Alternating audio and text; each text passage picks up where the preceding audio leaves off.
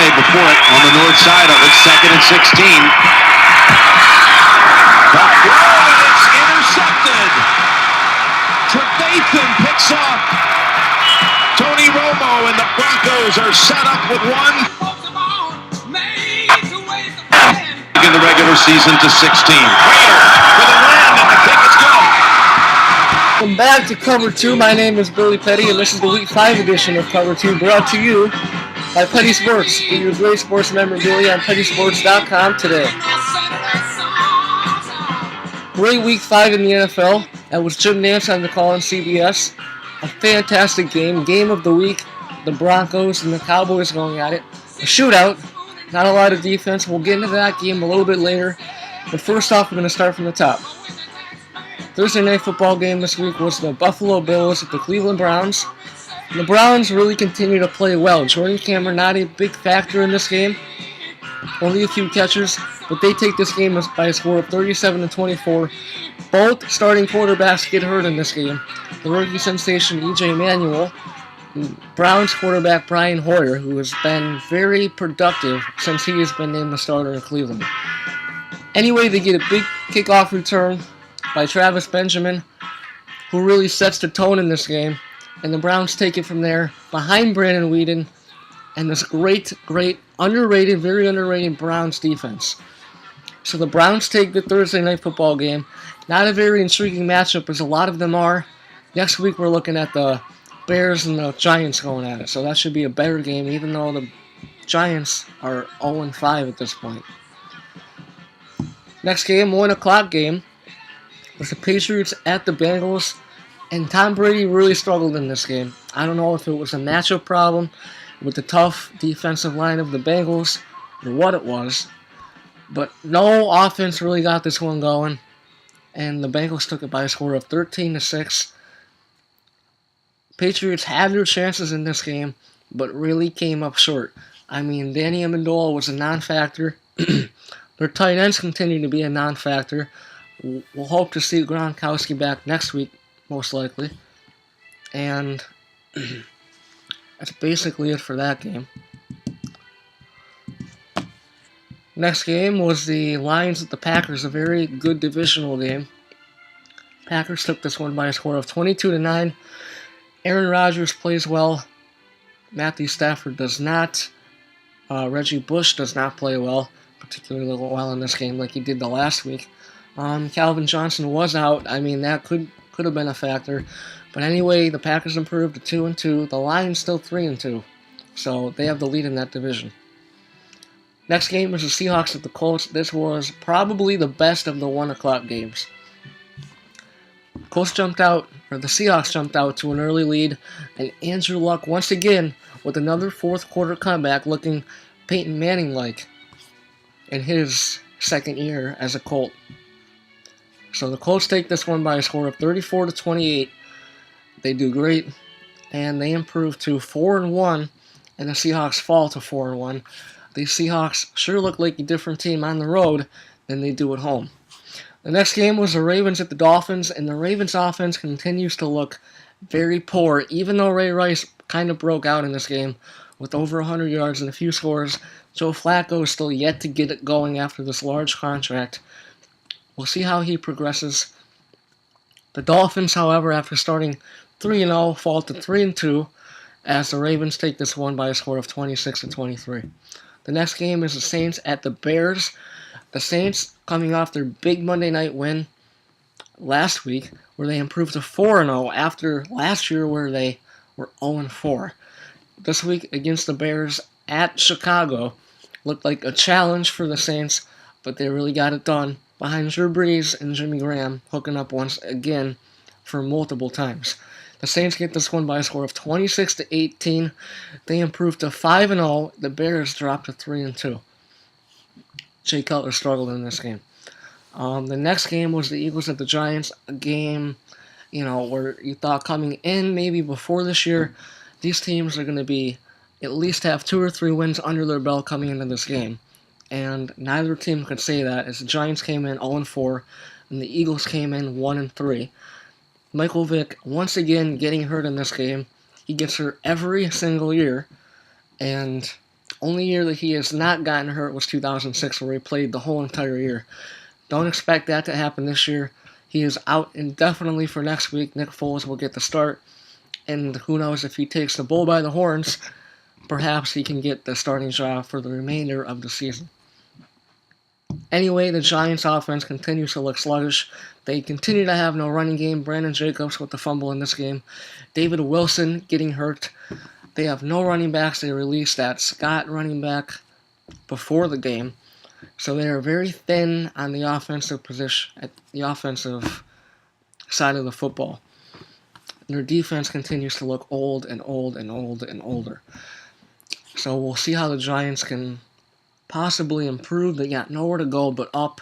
And Tom Coughlin, all of a sudden, once again, is on the hot seat like he has been in years past. Continuing on, we got the Chiefs at the Titans. The Chiefs continue to look like a dominant team. It looks like all they needed was a new quarterback and a new coach. And they got that, and they are succeeding like no other team in the NFL this year, maybe besides the Broncos. Chiefs take this one by a score of 26-17. Ryan Fitzpatrick, replacing the injured Jake Locker, got the start in this game. And he did pretty good.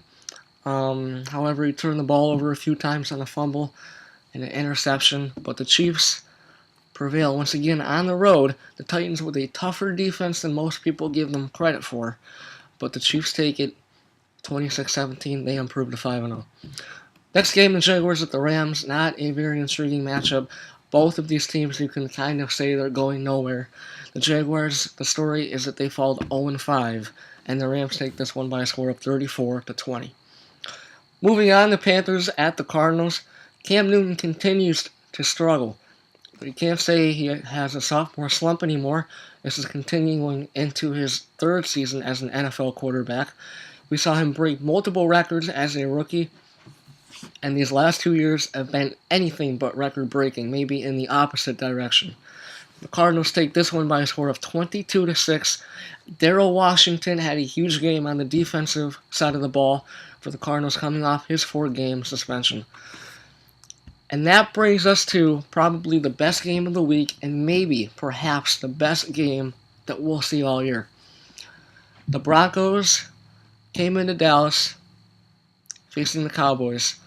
Broncos came in 4-0. They're a huge, we can say the Cowboys are a huge underdog coming into this game, even though they're at home. When the Cowboys are at home, they play much better than when they're on the road. And the Broncos took this one by a score of 51-48. And basically, there was no defense in this game whatsoever. It was score after score after score after score. And it was a track meet, really.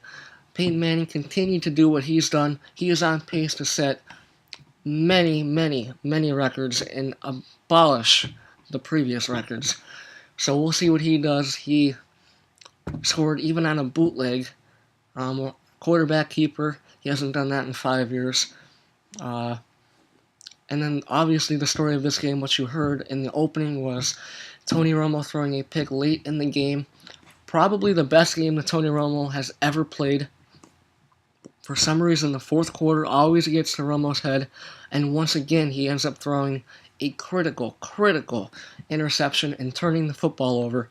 And all that great play that he had throughout the first 3 quarters and most of the fourth quarter gets erased and overlooked because of the interception that he threw. So the Broncos take this one by a score of 51-48 as Matt Prater would kick the eventual game-winning field goal. And the Broncos improved to 5-0, and the Cowboys 2-3. You can say the Cowboys are struggling 2-3, but they are not far out of the division at all, as that division is very, very poor. It'd be surprising if any team got past 10 wins in that division. Continuing on, we got the first of the Sunday night games. I'll explain why we have 2 in a minute. But the Texans went into San Francisco. San Francisco with a chip on their back, losing their last couple games. They lost to the Seahawks a few weeks ago at Seattle, and they really got back to smash mouth football in this game. Frank Gore running the ball very well. We've seen less and less of this option, as I have mentioned before, and the 49ers take this one by a score of 34-3. Now, the thing on the Texans side is Matt Schaub has been very, very, very inconsistent recently. And, the more he continues to make these mistakes that he has made, the more you have to wonder how long is he going to remain Houston's quarterback. I mean, they got TJ Yates on the bench. They got, and that's as far as I know, who would take his spot. But this is what it comes down to. Who gives you the best chance to win? Texans have a great running game. They have a great offensive line. And they have a very above average defense. I wouldn't put it as great, but it's above average defense.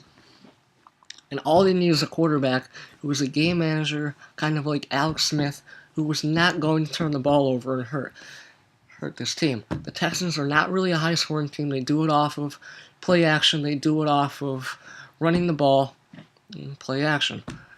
Owen Daniels, who is a very key part in this offense, and someone Matt Schaub looks at as a security blanket, for say, will be out at least 4 to 6 weeks with a broken foot. So, as if things could not get any worse for Houston, it just did.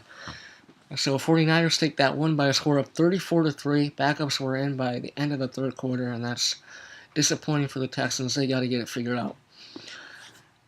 Now, the next Sunday night game, and the only reason why it was a Sunday night game, the Chargers at the Raiders, was because the Oakland A's in Major League Baseball are playing in the playoffs, and they use the Coliseum as well as the Raiders do.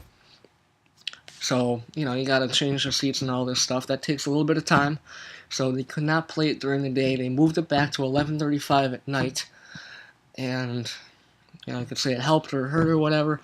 But Terrell Pryor played a very, very good game. And I've seen him improve a lot over his 3 years that he's played. He's improved not only as a runner, but as a passer. So the Raiders take this one by a score of 27-17. Phillip Rivers struggles, throwing 3 interceptions coming off of 4 amazing games. He still throws for over 400 yards, but the Raiders take this one by a score of 27-17. And they're 2-3, all of a sudden tied with the Chargers' record of 2-3.